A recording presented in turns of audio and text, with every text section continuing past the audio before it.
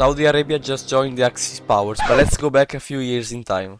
In 1938, an American petroleum geologist discovered the Damma oil field, which was recorded as the largest source of oil in the entire world, giving Saudi Arabia an important chance to be the protagonist of the Middle East. So Germany now seeks for that oil, which was risking to shift into Allied control.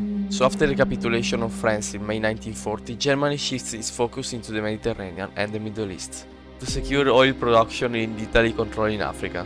Hitler prioritizes the control of the Mediterranean Sea and makes pressure to finish the Balkan campaign. So the fascist party in Iraq capitulates the Iraqi pro-Allied government and joins the Axis powers in February 1941. Let's now look at the bigger picture.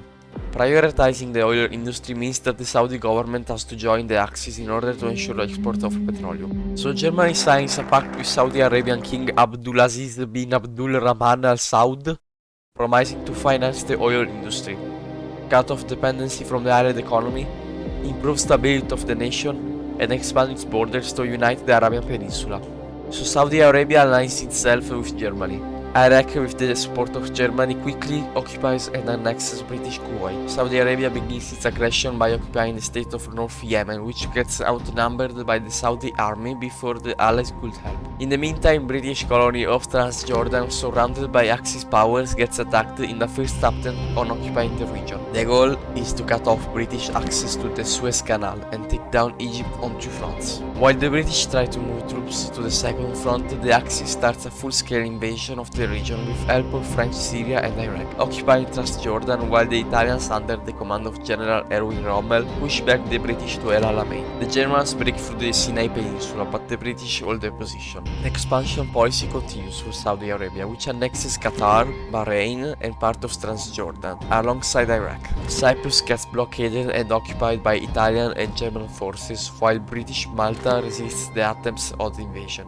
The Germans at this point break through northern Palestine and the British army is forced to retreat. The British army, being split in multiple fronts, can't resist Axis pressure and Egypt starts to capitulate. The Italians reach Cairo and the ultimate battle for Egypt begins. The back positions of the Italian army occupy the Egyptian desert, while the Germans break the Suez Canal defense and cut off Egypt from the Mediterranean Sea. At this point, Cairo gets surrounded, and the British retreat through the Nile River while the rest of Egypt brutally collapses and gets occupied by the Axis. After the capitulation of Egypt in 1941, Winston Churchill urgently presses the United States to go to war against Germany. But Roosevelt continues with the neutrality policy and instead sends Britain further aid and equipment to avoid discontent in the foreign policy of the government. Now that the Middle East is getting in Axis hands, it's time to search for a new supply line to Europe. For that, Hitler sends an ultimatum to Turkey, threatening to burn Istanbul to the ground if they didn't join the Axis powers and help with future agreements. As for what happened in Czechoslovakia a few years prior, Turkey is forced to accept. In May 1941, the Axis successfully secured North Africa and their supply line of oil through the Middle East.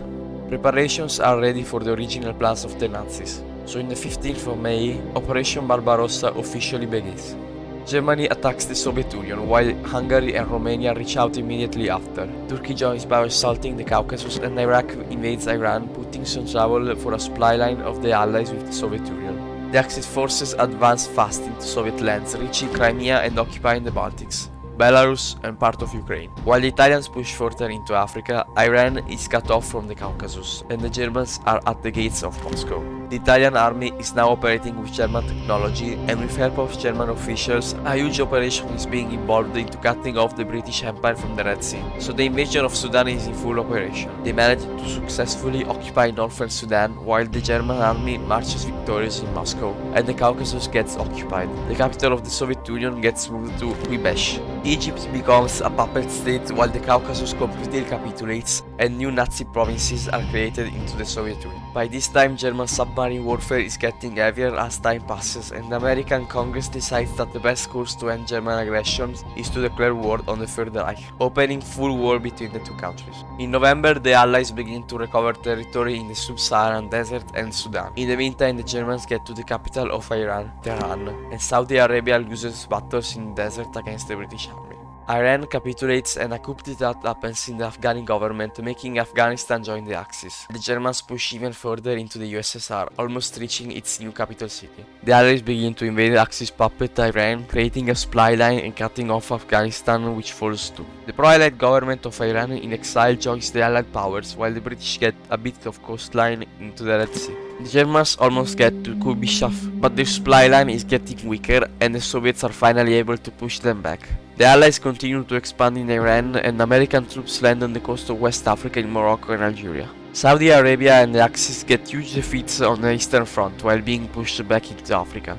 The German army gets weaker as they get to split apart, and Allied troops alongside the Brazilians and Mexicans invade the Saudi desert. Sudan gets liberated and the Allies push back the Italians into Egypt. Saudi Arabia capitulates and the Germans leave the Middle East, which inevitably falls. The Italians get quickly defeated in Libya, and the Soviet Union with American aid pushes the Germans back in Europe. Africa gets completely liberated.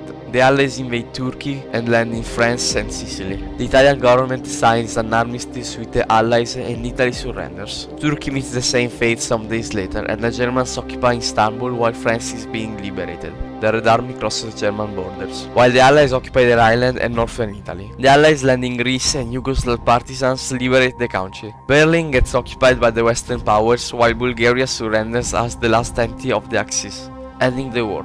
In this scenario, the Western Allies get to influence a greater part of Europe, and these are the borders of the New World.